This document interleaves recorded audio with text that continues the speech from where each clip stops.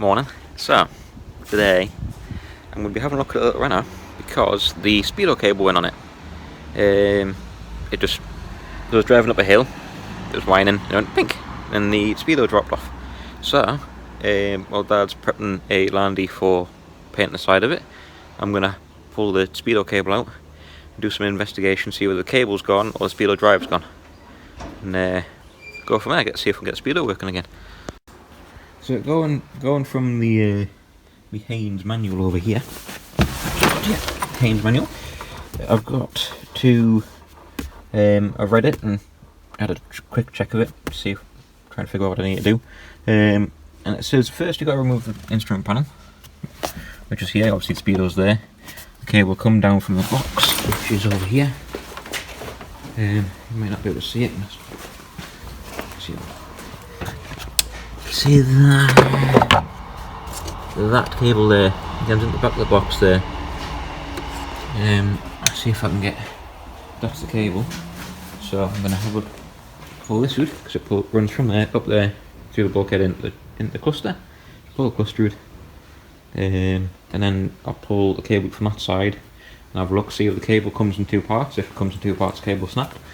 If it doesn't, and it's working, then there's obviously chances are it's either in the speedo drive or in the cluster. So let's have a look and see what we can do. Let's get the cluster out. And prior to do that, you need to pull this top bit off, which is always terrifying because it's all in plastic and brittle, so I'm going to do it with two hands. And I'll probably just come back to you when the cluster's out. Cluster's dislocated, pull that off. And then two tiny little screws, which I put in a little cubby holder there, and this pull forward, and then there'll be a big multi-plug in the back of there, and the active speedo cable which should be screwed into the back of there. But next I've got to try and get into the back of there, which I'm definitely not going to do on camera because it's going to be a nightmare. So cluster's good. I'm feeling the cable might be snapped, but I don't actually know until I pull it out. But that's going to run through the bulkhead. I'll show you the back of the cluster. Put it there nice and safely going. Careful. Back the cluster, and this is back the speedo. You can see, I don't know whether you can see or not. iPhone cameras aren't the best at video and focusing, but that's there we go. That's nice and square, which is good. I was hoping it wasn't going to be rounded off, which it isn't, luckily. So I'll pull the cable out to the bulkhead, and then I'm going to pull the speedo drive out that side. So I've pulled the cable out, the cable's intact, and I've just put it into the speedo, so my drill on. You can see there, should see anyway.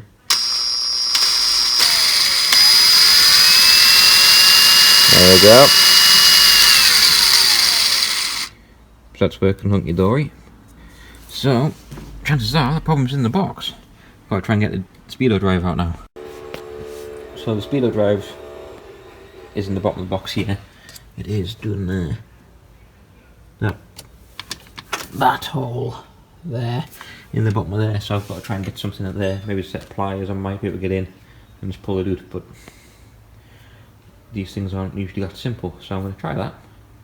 Go get me nice little pliers and see what I can do. So I've got the speedo drive out and pulled it out with me pair of long, thin, long-nosed pliers. I can't really see much wrong with it. There is some chewed teeth on it, but yeah, sorry I got distracted.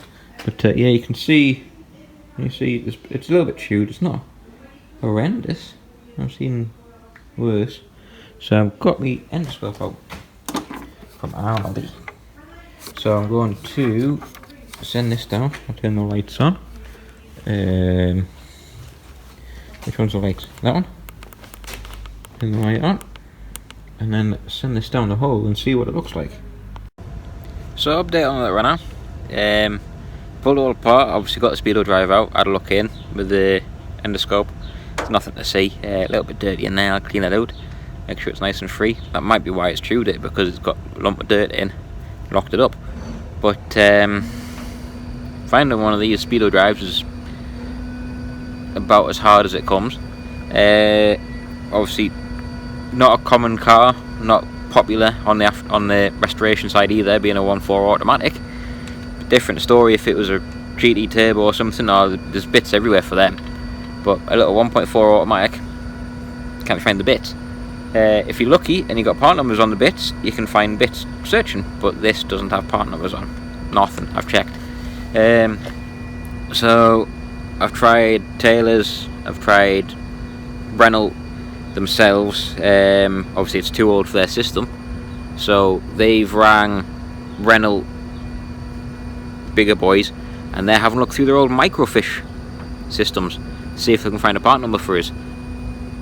Yeah, this is going to be fun. But I don't know if you can see what it is it's just chewed it up, especially there. It's very chewed up there. Friend, this is going to be awkward.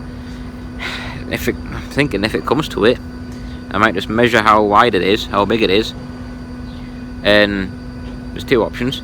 I could either see if someone could 3D print one for us, don't know whether that would work or not, or I make it up myself with some really strong 2-pack glue, leave the bottom teeth on where you can see them, and build it up with glue, make sure it's the right shape, and then either get it turned down or file it down nice and gently, and then file the teeth in, the splines in.